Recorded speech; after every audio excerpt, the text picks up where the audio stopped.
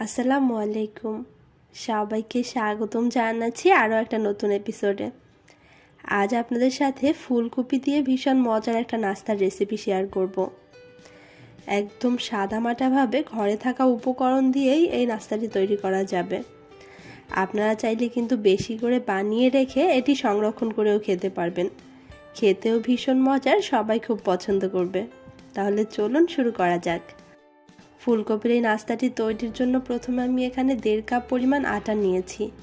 এর মধ্যে দিয়ে দিলাম 1/2 চা চামচ পরিমাণ লবণ এবং 1.5 টেবিল চামচের মতো দিয়ে দিচ্ছি সয়াবিন তেল। এখন হাত দিয়ে আমি এগুলোকে ভালোভাবে একটু মিশিয়ে নিচ্ছি। মিশিয়ে নেওয়া হয়ে গেলে এর মধ্যে আমি অল্প অল্প করে নর্মাল পানি অ্যাড করে একটা ডো তৈরি করে নিব। ডোটা খুব বেশি শক্ত অথবা নরম হবে না, আমরা যেভাবে রুটি পরোটা তৈরি করি এই ডোটাও ঠিক সেরকম হতে হবে। হাত দিয়ে ভালোভাবে মথে নিয়ে ডোটা তৈরি করে নিতে হবে। দেখুন, আপনারা দেখে হয়তো বুঝতে পারছেন ডোটা কেমন হতে হবে। এখন আমি এই ডোটাকে 3টা ভাগে ভাগ করে নিলাম।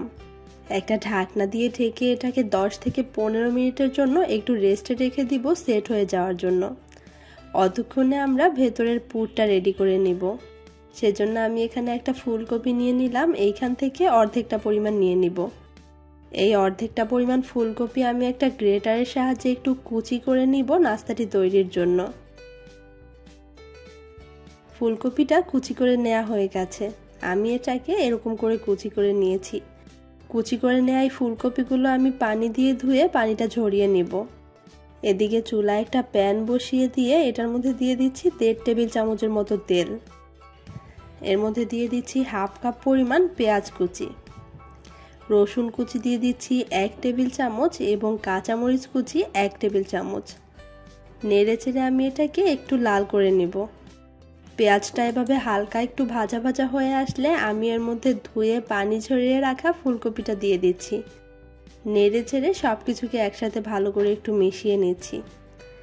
এখন আমি এর মধ্যে কিছু মশলা অ্যাড করে দিচ্ছি। দিয়ে দিচ্ছি 1/2 চা চামচ পরিমাণ লবণ, 1/4 চা চামচ করে জিরা, ধনে এবং হলুদ গুঁড়ো দিয়ে দিলাম এবং সামান্য পরিমাণ দিয়ে দিচ্ছি কালো গোলমরিচের গুঁড়া। এখন নেড়ে চেড়ে সব কিছুকে একসাথে একটু মিশিয়ে নিয়ে একটা ঢাকনা দিয়ে ঢেকে আমি এটাকে রেখে দিব যতক্ষণ পর্যন্ত না ফুলকপিটা খুব ভালোভাবে সিদ্ধ হয়ে যায়।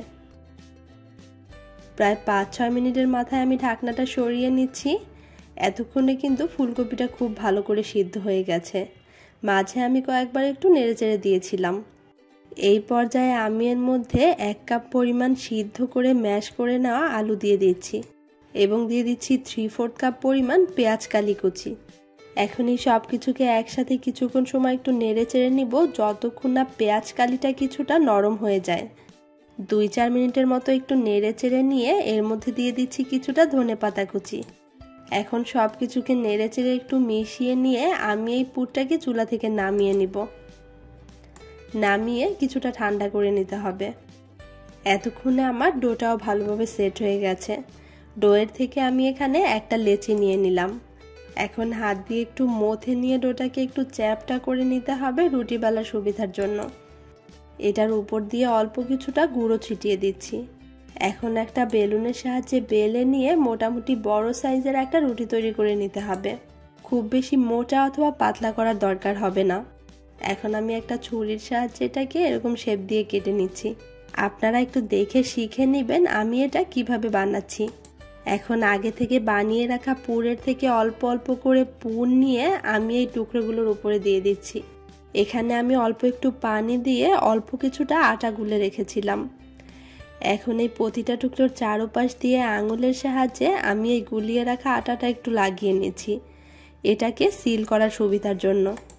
তারপর এভাবে ভাঁজ করে নাস্তাটা তৈরি করে নিতে হবে। আপনারা একটু দেখে শিখে নেবেন আমি এটা কিভাবে তৈরি করছি। দেখুন, এটা দেখতে কিন্তু অনেকটা সমুচার মতো লাগছে। সবগুলো বানিয়ে নেওয়া হয়ে গেলে চুলায় একটা প্যানে কিছুটা তেল গরম করে নিয়ে আমি একটা একটা করে নাস্তাগুলো এই তেলের মধ্যে ছেড়ে দিচ্ছি।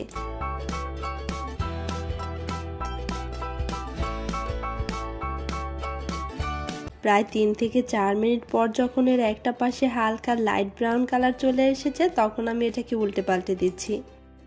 এভাবে 2-3 বার উল্টে পাল্টে নাস্তাগুলো খুব ভালোভাবে ভাজা হয়ে গেলে আমি এগুলোকে তেল থেকে তুলে নিব। দেখুন আমি নাস্তাগুলোকে এরকম করে ভেজে নিয়েছি। এখন একটা স্ট্রাইনারের সাহায্যে তেল ঝরিয়ে এগুলোকে আমি তেল থেকে তুলে নিচ্ছি। দেখতেই পেলেন কত সহজেই আমি এই নাস্তাটা তৈরি করে ফেললাম। বাসার ছোট বড় সবাই খুব পছন্দ করবে। আশা করছি আমার আজকের রেসিপিটি আপনাদের অনেক ভালো লেগেছে। পরবর্তীতে আবারও দেখা হবে অন্য কোনো নতুন রেসিপির সাথে। সবাই ভালো থাকবেন। আজ বিদায় নিচ্ছি। আল্লাহ হাফেজ।